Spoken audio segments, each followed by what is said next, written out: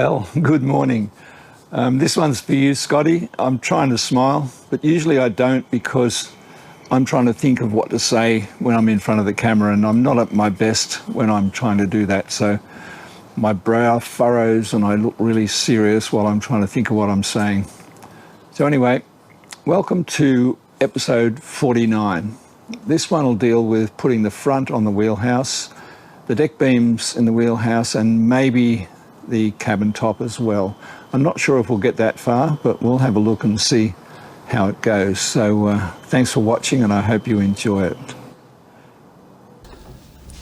You can see I'm doing a lot of measuring and remeasuring combined with a bit of hemming and hawing. That means a lot of ums and ahs. There are good reasons for this.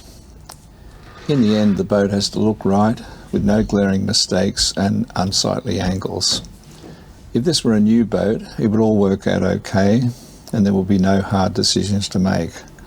Because this hull is over 90 years old, it's been worked over a few times. The whole deck has been replaced at some time during the last 20 years or so. So when a boat like this is built, there's what is called a strong back in place. And that's left there until the deck is in place to cement the length and the beam dimensions. If a strong back's taken off early, you'll find that the stem will curl up and reduce the length of the boat, and the beam will increase accordingly, which makes an awful mess of a boat. The strong back's usually a large piece of timber running the length of the boat and connecting the stem and stern post together, and it gives something for the frames to be attached to in an orderly manner. Years down the track, if the deck's removed in its entirety, the length and beam dimensions become quite unstable, and the hull needs to be very firmly braced before the deck structure has been removed. In the case of Jabiru, well, who knows? Having measured this hull accurately, I found beam differences when measured from the centre line, and also shear line height differences, not everywhere, but in a few places. I also found that the stem and stern posts do not line up. If the stem is vertical, the stern post leans to port. Since the stem is longer, I've decided to have it vertical, and all the levels now relate to that. If you see Jabiru in the water going away from you, the tilt to port of the stern post will be noticeable, but you probably won't notice it if you don't remember the story. To reduce the amount of work, I left the fore and rear decks in place and replaced the side decks to make them wider and easier to walk on. I didn't check the square of the fore and aft deck beams against the centre line of the hull. When I put the cabin sides in place, they ended up with one side being about 50 millimetres more forward than the other, as they were identical and both are set against the beam at the aft end of the foredeck. In the front of the wheelhouse, I've decided to have two fixed windows with an opening window in the middle. It's the position of these parts that I'm marking up here. If you're considering replacing the deck on your own boat, take note of the comments here before you start ripping things apart. The first step in fitting these side panels for the windscreen is to use a bevel to get the angle from the deck to the panel so that it can be cut on the bandsaw accurately. Then a small block of ply is used to mark the bottom edge with a pencil, and then the panel can be cut.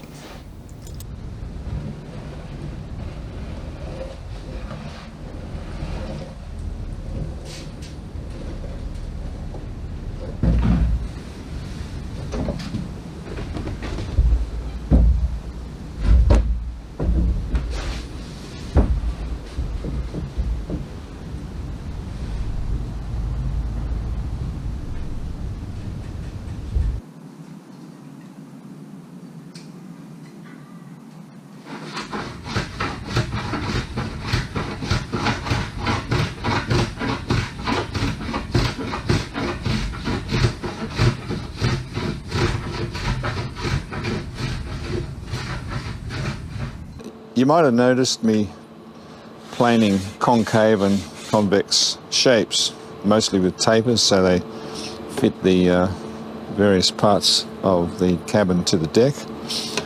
And this is done with this plane.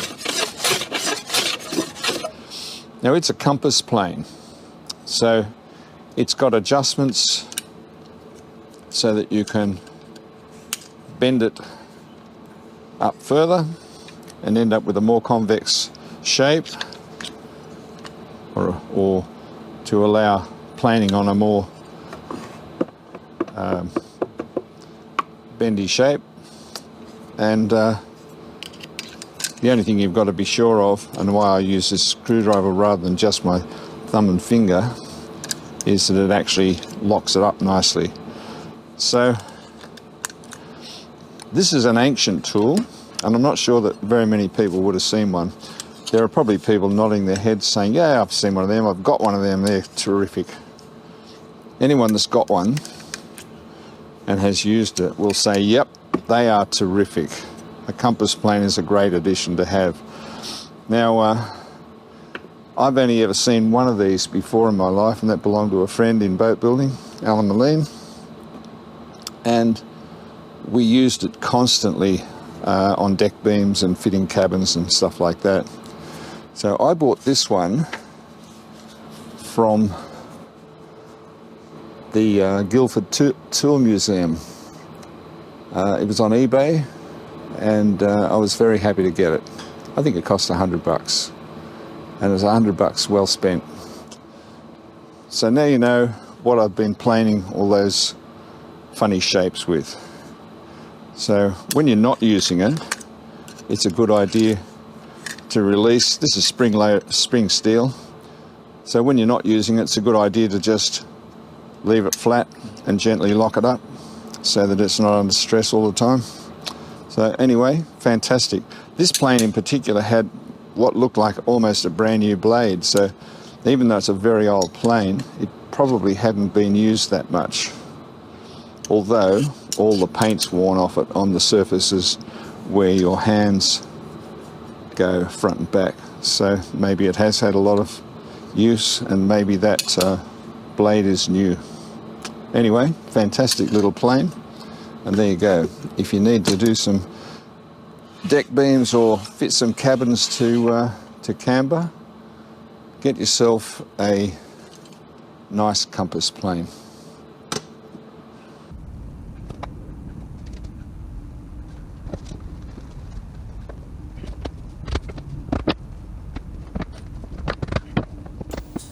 Now I'm confident about where the front of the cabin's going to sit. I can put the corner posts in for the cabin. So I'm now gluing and screwing these permanently in place, and they'll be what those front panels will screw to on the outside.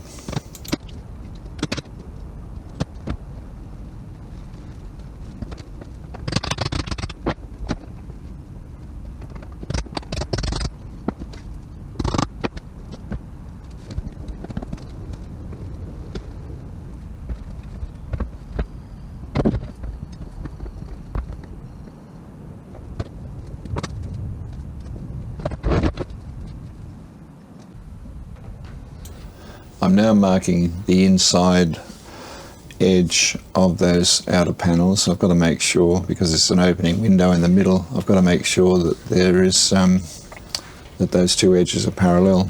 So lots of measuring and umming and ahhing again. So after I've done those edges, I'll then mark up the shape of the window in each panel, and then I can cut them out.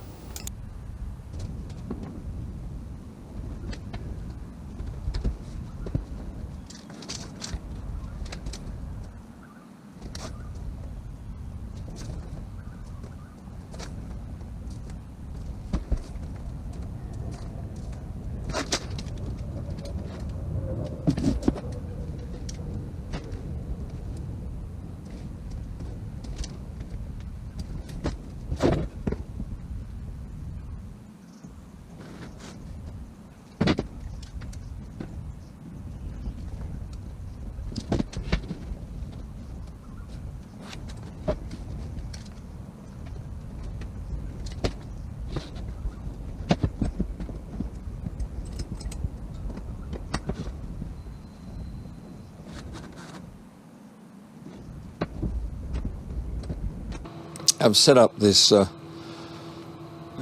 side piece here. There's one for this side and one for the other side. It's down below, but I don't know if you can see these marks. I've marked out the front window for this piece, and I'm going to cut that out and route it in the same way that I did the windows in the cabin sides.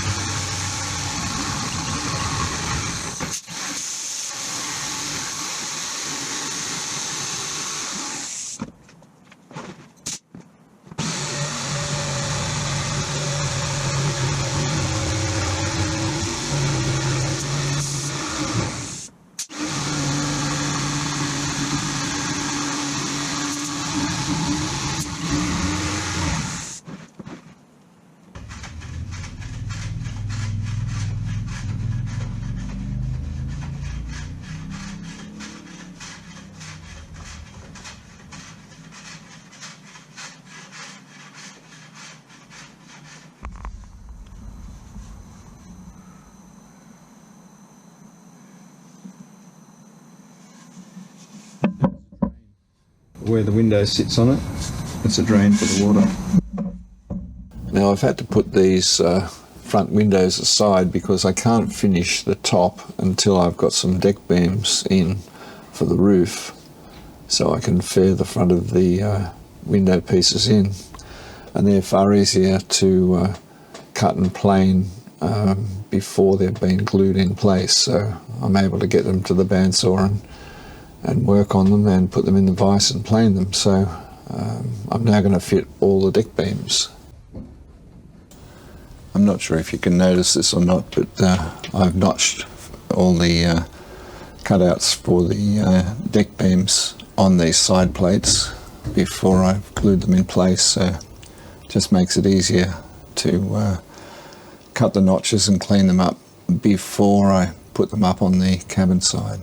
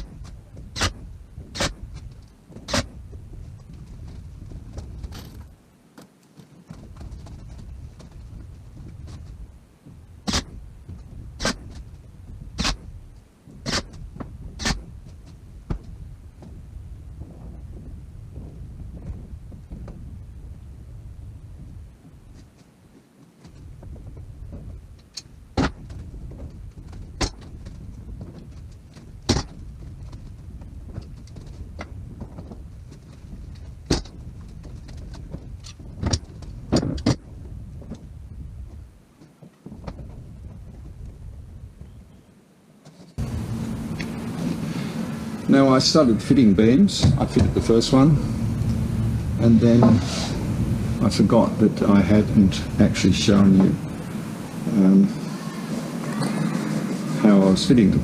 So in case you want to know, if you don't, I guess you can fast forward through this, but if you want to know, keep watching. So I'm going to take one side of this cutout and put a mark beside it. And I'll do that both sides. And then I'll put the uncut beam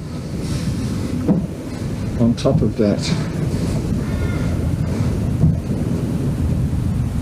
On top of that cutout. I've got this little level electric thing. It says error until it gets near enough to an angle, I think within about 10 degrees or something. So what I need to do is project from the top of this cutout, I need to project a vertical line, 0.1 of a degree. There's not much difference there, that's vertical. So I'll mark that up there. Put a tick on the top. I need to get the bevel and find the angle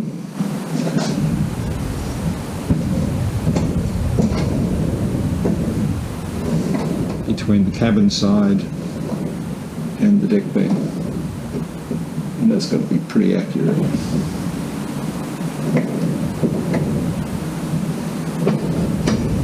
Do that and then transpose that onto the deck beam, and that gives me the angle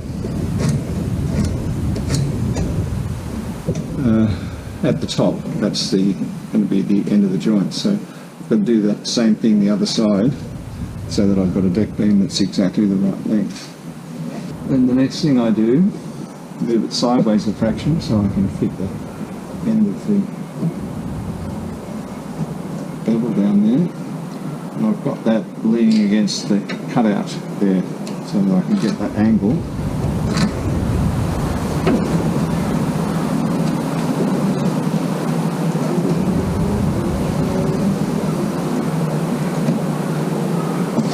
That's right. Now what I've got to do now is copy that angle back to the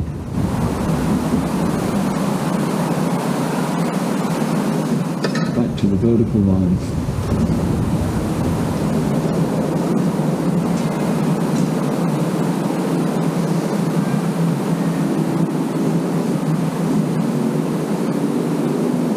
I hope you can see that there, without my head being in the way. That line is parallel to this one, which was made off that one. So that's my cut-off line.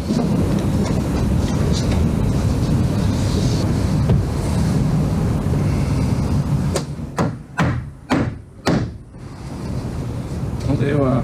That's deck beam number 2.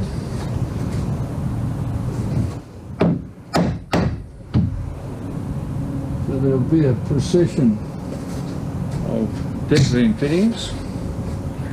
I think because the forward deck beam ended up so far away from the windscreen, I'll probably have to put in a couple of longitudinal beams back to the top of the windscreen. I decided to fit a hatch over the steering position so that I could stick my head out, you know, coming up to moorings, or even if it was a nice day and I liked a bit of wind in my face. So that's what all those extra deck beams are for. The next step is to remove all the deck beams and clean them up, ready for final gluing in. So that's what I'm doing now.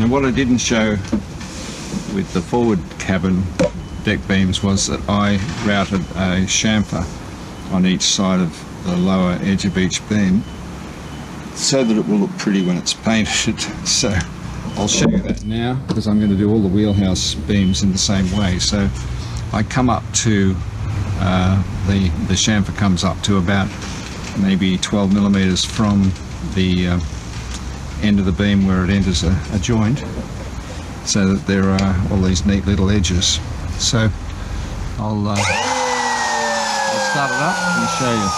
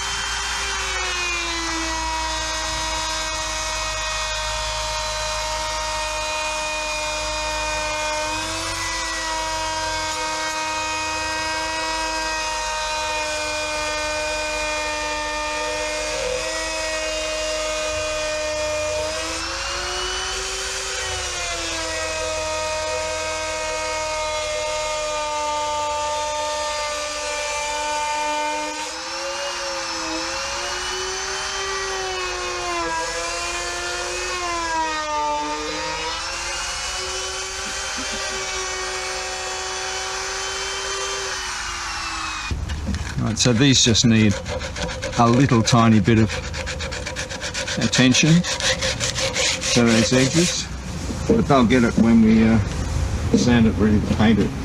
So any odd bits at each end, I'll sand as soon as we do the chamfer. So that's it.